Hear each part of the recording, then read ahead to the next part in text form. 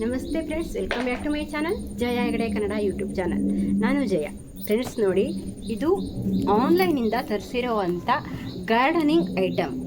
ಏನೇನು ತರಿಸಿದ್ದೀನಿ ಅನ್ನೋದನ್ನು ವಿಡಿಯೋ ಪೂರ್ತಿ ನೋಡಿದರೆ ಗೊತ್ತಾಗತ್ತೆ. ಒಂದಷ್ಟು ತರಿಸಿದ್ದೀನಿ, ಅದೆಲ್ಲ ಹೇಗಿದೆ ಅಂತ ಓಪನ್ ಮಾಡಿ ನೋಡೋಣ. ಹೇಗೆ ಪ್ಯಾಕಿಂಗ್ ಎಲ್ಲ ಇದೆ ಅಂತ ಕೂಡ ನಾನು ಹೇಳ್ತೀನಿ. ಯಾವ ಪ್ಲ್ಯಾಂಟ್ ಚಲೋ ಇದೆ, ಯಾವ ಪ್ಲ್ಯಾಂಟ್ ಸರಿ ಇಲ್ಲ ಅಂತಲೂ ಕೂಡ ಹೇಳ್ತೀನಿ. ಅಂದರೆ ಒಂದಷ್ಟು ಐಟಮ್ ಇದೆ ಇದರಲ್ಲಿ. ಏನೇನಂತ ನೋಡೋಣ. ನೀವಿನ್ನು ನನ್ನ ಚಾನಲ್ಗೆ ಹೊಸಬ್ರಾದರೆ ಸಬ್ಸ್ಕ್ರೈಬ್ ಮಾಡ್ಕೊಂಡು ನೋಡಿ. ಹಾಗೆ ಪಕ್ಕದಲ್ಲಿರೋ ಬೆಲ್ಲೈಕನ್ ಕ್ಲಿಕ್ ಮಾಡಿ ಆಲ್ ಅಂತ ಸೆಲೆಕ್ಟ್ ಮಾಡ್ಕೊಳ್ಳೋದ್ರಿಂದ ನಾನು ಹಾಕುವ ಎಲ್ಲ ವೀಡಿಯೋಸ್ ನೋಟಿಫಿಕೇಶನ್ ನಿಮಗೆ ಬರುತ್ತೆ.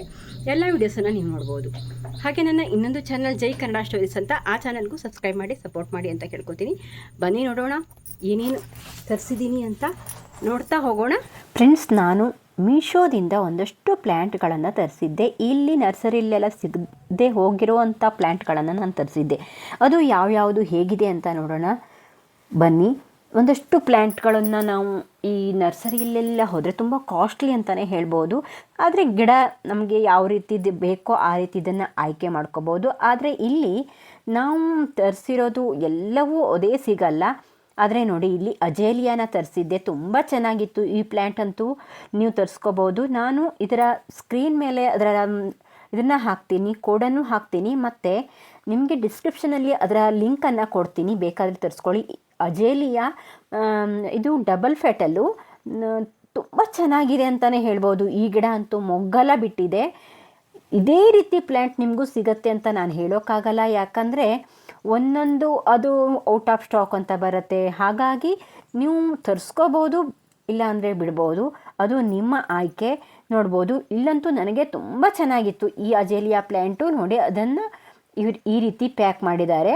ಮಣ್ಣನ್ನು ಹಾಗೆ ಇಟ್ಟಿದ್ದಾರೆ ಅವರು. ಇಲ್ಲಿ ಕೋಕೋಪಿಟಲ್ಲಿ ಅವರು ಗ್ರೋ ಮಾಡಿದ್ದಾರೆ. ಅಜೇಲಿಯಕ್ಕೆ ತುಂಬ ಮಣ್ಣನ್ನು ಹಾಕಲ್ಲ. ನಾನು ಯಾವ ರೀತಿ ಪ್ಲ್ಯಾಂಟನ್ನು ರಿಪೋರ್ಟಿಂಗ್ ಮಾಡೋದು ಅಂತಲೂ ಅಜೇಲಿಯಾ ಪ್ಲ್ಯಾಂಟನ್ನು ತೋರಿಸಿದ್ದೀನಿ. ಬೇಕಾದರೆ ಈ ವಿಡಿಯೋನ ಪೂರ್ತಿಯಾಗಿ ನೋಡಿದರೆ ಅಜೇಲಿಯಾನ ಯಾವ ರೀತಿ ರಿಪೋರ್ಟಿಂಗ್ ಮಾಡೋದು ಅಂತ ಕೂಡ ನಿಮಗೆ ಇದರಲ್ಲಿ ಸಿಗತ್ತೆ. ಹಾಗೆ ಬನ್ನಿ ನೋಡೋಣ ಮತ್ತೊಂದು ಪ್ಲ್ಯಾಂಟ್ ಯಾವ ರೀತಿ ಇದೆ ಅಂತ. ನೋಡಿ, ಇದು ಗಂಧರಾಜ್ ಅಂತ. ಗಂಧರಾಜ್ ನಾವು ಹಳೆ ಕಾಲದಲ್ಲೆಲ್ಲ ಇದು ಸಿಕ್ತಿತ್ತು. ಗೋವೆ ನಂಜಟ್ಟೆ ಅಂತ ಹೇಳ್ತೀವಿ. ದುಂಡು ಹೂವು, ದಪ್ಪ ದಪ್ಪ ಹೂವಾಗತ್ತೆ, ನಂಜಟ್ಟೆ ಹೂವು ಅದು. ಇಲ್ಲಿ 3 ಕಲರ್ ಅಂತ ಹೇಳಿದ್ದಾರೆ. ನೋಡೋಣ. ತುಂಬ ಪ್ಲ್ಯಾಂಟ್ ಅಂತೂ ಚೆನ್ನಾಗಿದೆ. 3 ಪ್ಯಾಕೆಟಲ್ಲಿ ಇದೆ. ಎಲ್ಲ ಒಂದೇ ಕಲರ್ ಕೊಟ್ಟಿದ್ದಾರೋ ಇಲ್ವೋ ಅಂತ ಗೊತ್ತಿಲ್ಲ. ನೋಡೋಣ. ಹೂ ಬಿಟ್ಟ ಮೇಲೆ ನಾನು ಇದನ್ನು ಕೂಡ ರಿಪೋರ್ಟಿಂಗ್ ಮಾಡೋದನ್ನು ನೆಕ್ಸ್ಟ್ ವೀಡಿಯೋದಲ್ಲಿ ಹಾಕ್ತೀನಿ. ನೀವು ನೆಕ್ಸ್ಟ್ ವೀಡಿಯೋ ಕೂಡ ನೋಡ್ಬೋದು.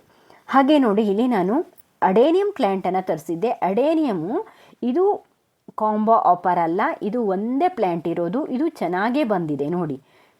ಇದು ನನಗೆ ಈ ಎಲ್ಲ ಪ್ಲ್ಯಾಂಟ್ಗಳು ನಾನು ಹಾಕಿ ಒಂದು 8 ದಿವಸದ ಮೇಲೆ ನನಗೆ ರೀಚ್ ಆಗಿದೆ. ಆದರೂ ಕೂಡ ಎಲ್ಲ ಪ್ಲ್ಯಾಂಟು ಚೆನ್ನಾಗಿದೆ ಅಂತಲೇ ಹೇಳ್ಬೋದು. 8 ದಿನಕ್ಕಲ್ಲ, ಬಂದಾಗ ನಾವು ಬೇರೆ ಕಡೆ ಕಳಿಸಿದಾಗ ಇಷ್ಟು ಚೆನ್ನಾಗಿ ಇರಲ್ಲ. ನಾವೇ ಕಳಿಸೋದಾದರೂ ಕೂಡ ನಮಗೆ ಇಷ್ಟೊಂದು ಚೆನ್ನಾಗಿ ಕಳಿಸೋಕ್ಕಾಗಲ್ಲ. ಯಾಕಂದರೆ ಈ ಪ್ಲ್ಯಾಂಟ್ಗಳೆಲ್ಲ ತುಂಬ ಸೂಕ್ಷ್ಮವಾಗಿರುತ್ತೆ. ಹಾಗಾಗಿ ನಾವು ಕಳಿಸೋ ಕೂಡ ಎಷ್ಟು ಚೆನ್ನಾಗಿ ಕಳಿಸಲ್ಲ ಅಂತಲೇ ಹೇಳ್ತೀನಿ. ಯಾಕಂದರೆ ನೋಡಿ, ಇದು ಎಷ್ಟು ಚೆನ್ನಾಗಿದೆ. ಅಡೇನಿಯಂ ಎಲ್ಲ ಬರುತ್ತೆ. ಯಾಕಂದರೆ ಅದು 8 ದಿವಸ 15 ದಿವಸ ನೀರು ಹಾಕದೆ ಹೋದರೂ ಏನೂ ಆಗಲ್ಲ. ಆದರೆ ಅದು ಏರ್ ಕೂಡ ಸಪ್ಲೈ ಆಗಲ್ಲ ಅಲ್ಲಿ. ಆ ರೀತಿ ಪ್ಯಾಕಿಂಗ್ ಮಾಡಿರ್ತಾರಲ್ಲ, ಹಾಗಾಗಿ ಅದು ಸ್ವಲ್ಪ ಕೆಲವೊಂದು ಎಲೆ ಉದುರೋದು ಹೀಗೆಲ್ಲ ಇದ್ದೇ ಇರುತ್ತೆ. ನಾವು ತುಂಬ ದೂರದಿಂದ ಬರುತ್ತಲ್ಲ ಈ ಪ್ಲ್ಯಾಂಟ್ಗಳೆಲ್ಲ, ಹಾಗಾಗಿ ನೋಡ್ಬೋದು. ಇದು ಸಣ್ಣ ಕವರಲ್ಲಿ ಇತ್ತು. ಆ ಲೆಕ್ಕದಲ್ಲಿ ನಮಗೆಲ್ಲ ಈ ಮೀಶೋದಿಂದ ತರಿಸೋವಂಥ ಪ್ಲ್ಯಾಂಟ್ ತುಂಬ ಚೆನ್ನಾಗೇ ಇತ್ತು ಅಂತಲೇ ಹೇಳ್ಬೋದು. ನಾನು ಹಿಂದಿನ ಇದರಲ್ಲೂ ಕೂಡ ನಾನು ಒಂದಷ್ಟು ಮೀಶೋ ಪ್ಲ್ಯಾಂಟನ್ನು ತರಿಸಿದ್ದೆ. ಅದರಲ್ಲಿ ನನಗೆ ಎಲ್ಲ ಪ್ಲ್ಯಾಂಟು ಚೆನ್ನಾಗೇ ಬಂದಿದೆ. ಅಂದರೆ ಆ ರೇಟಿಗೆ ತಕ್ಕಂತೆ ಇದೆ ಅಂತ ಹೇಳ್ಬೋದು. ಈ ಅಡೇನಿಯಂ ಎಲ್ಲ ನಾವು ಇಲ್ಲಿ ಲೋಕಲಲ್ಲಿ ತರಿಸೋದಾದರೆ ಅದಕ್ಕೆ 250 ಮೇಲೆ ಇರುತ್ತೆ. ನಾನು ಅದನ್ನು ಯಾವ್ಯಾವ ರೀತಿ ಇದೆ ಅಂತ ಅಂದರೆ ಹಣ ಕೂಡ ಅಲ್ಲಿ ಮೆನ್ಷನ್ ಮಾಡ್ತೀನಿ. ನೋಡಿ, ಅಡೇನಿಯಮ್, ಅದಕ್ಕೆ ಇದು ಕೂಡ ಅಡೇನಿಯಮ್ ಕಾಂಬೋ ಆಫರು. 4 ರಿಂದ 5 ಗಿಡಗಳನ್ನು ಕಳಿಸ್ತಾರೆ. ಈ ಪ್ಲ್ಯಾಂಟ್ಗಳು ತುಂಬ ಚಿಕ್ಕದಾಗಿತ್ತು.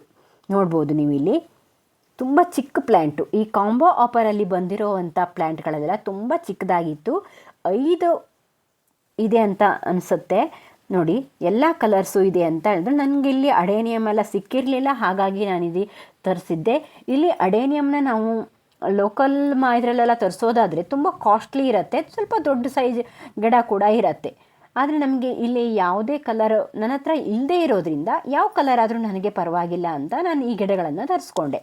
ನಿಮ್ಮ ಹತ್ರ ಇದೆ ಅನ್ನೋವಾಗ ನಮಗೆ ಯೋಚನೆ ಮಾಡಬೇಕಾಗತ್ತೆ ಯಾವುದು ಬೇರೆ ಕಲರ್ ಬರ್ಬೋದು ಅಂತ. ಹಾಗಾಗಿ ನೋಡಿ ಇಲ್ಲಿ 5-6 ಗಿಡ ಇದೆ. ಎಲ್ಲವೂ ಏನೂ ಅಷ್ಟು ಚೆನ್ನಾಗಿಲ್ಲ, ಆದರೆ ಬೇರನ್ನು ಕಿತ್ತು ಹಾಕಿಬಿಟ್ಟಿದ್ದಾರೆ. ಹಾಗಾಗಿ ಅದರ ಎಲೆಗಳೆಲ್ಲ ಉದುರು ಹೋಗಿಬಿಟ್ಟಿತ್ತು.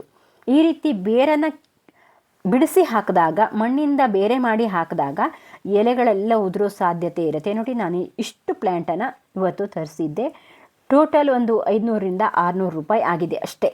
ನಾವು ನರ್ಸರಿಯಲ್ಲೆಲ್ಲ ತಗೊಳ್ಳೋದಾದರೆ ಇದು 1000-2000 ರೂಪಾಯಿ ಬೀಳತ್ತೆ ಅಂತ ನನ್ನ ಭಾವನೆ. ನಿಮಗೆ ಹೇಗನ್ನಿಸ್ತು ಅಂತ ಕಾಮೆಂಟ್ ಮಾಡಿ.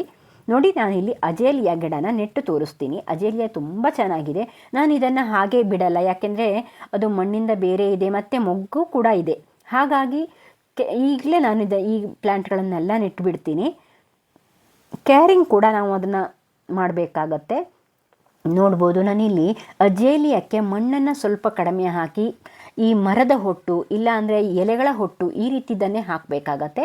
ನಾನಿಲ್ಲಿ ಅಡಿಕೆಯಿಂದ ಒಂದಷ್ಟು ಕಸವನ್ನೆಲ್ಲ ತೊಗೊಂಡಿದ್ದೀನಿ. ಹಾಗೆ ಸ್ವಲ್ಪ ಪಾಟಿಂಗ್ ಮಿಕ್ಸ್ನ ತೊಗೊಂಡಿದ್ದೀನಿ. ನಾನು ಈ ಪಾಟಿಂಗ್ ಮಿಕ್ಸಿಗೆ ಮರಳು, ಮಣ್ಣು ಮತ್ತು ಭತ್ತದ ಹೊಟ್ಟನ್ನು ಮತ್ತು ಎಲೆಯಿಂದ ಮಾಡಿರುವಂಥ ಗೊಬ್ಬರವನ್ನು ತೊಗೊಂಡಿದ್ದೀನಿ. ಇದನ್ನು ಮಣ್ಣನ್ನು ತೆಗಿಯಲ್ಲ, ಹಾಗೆ ನಾನಿಲ್ಲಿ ಕೆಳಗಡೆ ಇಡ್ತೀನಿ. ಚೆನ್ನಾಗಿ ಚಿಕ್ಕ ಚಿಕ್ಕ ಚಿಕ್ಕ ಬೇರು ಇದು, ಹಾಗಾಗಿ ಹಾಗೆ ನಾನು ಇಡ್ತೀನಿ. ಈ ಮಣ್ಣನ್ನು ತೆಗಿಯಲ್ಲ. ಅವರು ಕೋಕೋಪಿಟ್ಟಲ್ಲಿ ನೆಟ್ಟಿದ್ದಾರೆ. ಅಜೇಲಿಯಾ ಪ್ಲ್ಯಾಂಟ್ ಕೇರಿಂಗು ನನಗೆ ಗೊತ್ತಿಲ್ಲ.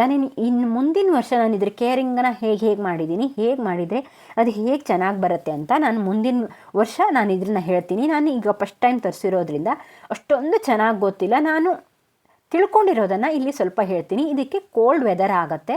ತುಂಬ ಬೇಸಿಗೆನಲ್ಲಿ ಬಿಸಿಲಿರೋ ಕಡೆ ಇದನ್ನು ಇಡಬಾರ್ದು. ಬೇಸಿಗೆಲೆಲ್ಲ ಗಿಡ ಹಾಳಾಗಿಬಿಡತ್ತೆ. ಹಾಗಾಗಿ ಇದನ್ನು ನಾವು ನೆರಳಲ್ಲೇ ಆದಷ್ಟು ಇಡಬೇಕು. 1 ಗಂಟೆಗಳ ಕಾಲ ಬಿಸಿಲು ಬಂದರೂ ಪರವಾಗಿಲ್ಲ. ಬೇಸಿಗೆನಲ್ಲಿ ಮಣ್ಣಿಗೂ ಕೂಡ ಮಲ್ಚಿಂಗ್ ಮಾಡಬೇಕು. ನೋಡಿ, ಈ ರೀತಿ ನೋಡಿ ನಾನು ಎಲೆಗಳನ್ನು ಹಾಕ್ತೀನಿ. ಜಾಸ್ತಿ ಎಲೆಗಳಿಂದನೇ ನಾವು ಅದನ್ನು ನೆಡಬೇಕಾ ಅಂತ ನಾನು ಗೂಗಲಲ್ಲಿ ಸರ್ಚ್ ಮಾಡಿದಾಗ ನನಗೆ ತೋರಿಸಿದ್ದು. ಆದರೂ ನಾನು ನಮ್ಮ ವೆದರಿಗೆ ಹೇಗೆ ಬರುತ್ತೆ ಅಂತ ನನಗೆ ಗೊತ್ತಿಲ್ಲ. ಹಾಗಾಗಿ ನಾನು ಸ್ವಲ್ಪ ಪಾಟಿಂಗ್ ಮಿಕ್ಸ್ನೂ ಕೂಡ ಹಾಕ್ಕೊಂಡಿದ್ದೀನಿ. ನೀರು ಬಸಿದು ಹೋಗುವಂಥ ಪಾಟಿಂಗ್ ಮಿಕ್ಸ್ನ ತಗೊಳ್ಳಿ. ತುಂಬ ತೇವಾಂಶನೂ ಉಳಿಬಾರ್ದು, ತೇವಾಂಶ ಇಲ್ಲದೇ ಇರೋ ಹಾಗೂ ಆಗಬಾರ್ದು. ಏಕೆಂದರೆ ಈ ಗಿಡಕ್ಕೆ ಸ್ವಲ್ಪ ಅಂದರೆ ತೇವಾಂಶ ಇರಬೇಕು. ಮಣ್ಣು ಡ್ರೈ ಆದಮೇಲೆ, ಮೇಲಿನ ಮಣ್ಣು ಡ್ರೈ ಆದಮೇಲೆ ನೀರನ್ನು ಹಾಕಿ ನೆರಳಲ್ಲಿಡಿ. ಇನ್ನೂ 1 ವಾರ ನೆರಳಲ್ಲಿಟ್ಟು ನಾನು ಆಮೇಲೆ 1 ಗಂಟೆಗಳ ಕಾಲ ಬಿಸಿಲು ಬರುವಂಥ ಜಾಗದಲ್ಲಿ ಇಡ್ತೀನಿ ಇದನ್ನು. ಯಾಕಂದರೆ ಇದು ಮೊಗ್ಗು ಕೂಡ ಬಂದಿದೆ. ಈ ಮೊಗ್ಗು ಸರಿ ಇರುತ್ತೋ ಇಲ್ವೋ ಅಂತ ಮುಂದಿನ ದಿನಗಳಲ್ಲಿ ನಾನು ಮುಂದಿನ ವಿಡಿಯೋಗಳಲ್ಲಿ ಯಾವುದಾದ್ರೂ ವಿಡಿಯೋದಲ್ಲಿ ನಾನು ನಿಮಗೆ ತೋರಿಸ್ತೀನಿ. ನೋಡ್ಬೋದು, ನಾನಿಲ್ಲಿ ನೀರನ್ನು ಹಾಕ್ತೀನಿ. ನಾನು ಇವತ್ತು ನೀರನ್ನು ಸ್ವಲ್ಪ ಜಾಸ್ತಿ ಹಾಕಿ ಇನ್ನು 3-4 ದಿವಸ ನಾನು ಇದಕ್ಕೆ ನೀರು ಹಾಕಲ್ಲ. ಆಮೇಲೆ ದಿನ ಸ್ವಲ್ಪ ಸ್ಪ್ರೇ ಮಾಡ್ತೀನಿ ಅಷ್ಟೇ. ತುಂಬ ನೀರನ್ನು ಕೂಡ ಹಾಕಲ್ಲ, ಬೇರು ಚೆನ್ನಾಗಿ ಬರೋವರೆಗೆ. ನೋಡಿ, ಈ ರೀತಿ ನಾನು ಆ ಗಿಡಗಳನ್ನು ಮೇಂಟೈನ್ ಮಾಡಬೇಕು ಅಂತ ಅಂದ್ಕೊಂಡಿದ್ದೀನಿ. ನೋಡೋಣ. ಅಜೇಲಿಯಾ ಇದ್ದರೆ ಈ ಟೈಮಲ್ಲಿ ಕಟಿಂಗನ್ನು ಹಾಕ್ಕೊಂಡ್ರೆ ಅದು ಕಟಿಂಗ್ ಬರುತ್ತೆ ಅಂತ ಹೇಳಿದ್ದಾರೆ. ಹಾಗಾಗಿ ನೀವು ಬೇಕಾದರೆ ಟ್ರೈ ಮಾಡ್ಬೋದು. ನಾನು ಟ್ರೈ ಮಾಡಿದೆ, ನೋಡೋಣ ಬರುತ್ತೋ ಇಲ್ವೋ ಅಂತ. ನೋಡಿ, ಮಣ್ಣನ್ನು ಸ್ವಲ್ಪ ಪ್ರೆಸ್ ಮಾಡಿ ನಾನು ಇದನ್ನು ಹಾಗೆ ಇಡ್ತೀನಿ. ನೀರನ್ನು ಹಾಕಿದ ಮೇಲೆ ನಾವು ನೆಟ್ಟ ಗಿಡಗಳನ್ನು ಸ್ವಲ್ಪ ಪ್ರೆಸ್ ಮಾಡಬೇಕಾಗತ್ತೆ, ಇಲ್ಲಾಂದರೆ ತುಂಬ ಲೂಸ್ ಆಗಿಬಿಡತ್ತೆ. ಈ ರೀತಿ ನಾನು ಅದನ್ನು ಇನ್ನೊಂದು 4 ದಿವಸ ಆ ಎಲೆಗಳು ಕೂಡ ಬಾಡದೇ ಇರೋ ಹಾಗೆ ನೀರನ್ನು ಸ್ಪ್ರೇ ಮಾಡ್ತಾ ಇರಿ, ಆಗ ಚೆನ್ನಾಗಿ ಬರುತ್ತೆ. ಮುಂದಿನ ವಿಡಿಯೋದಲ್ಲಿ ನಾನು ಅಡೇನಿಯಮ್ ಮತ್ತು ಆ ಗಂಧರಾಜ್ ಗಿಡಗಳನ್ನು ಯಾವ ರೀತಿ ನೆಡ್ತೀನಿ ಅಂತಲೂ ಹೇಳ್ತೀನಿ. ಹಾಗಾಗಿ ವಿಡಿಯೋನ ನೋಡಿ. ಈ ವಿಡಿಯೋ ಪೂರ್ತಿ ನೋಡಿದ್ದಕ್ಕೆ ಧನ್ಯವಾದ. Thank you for watching. Bye.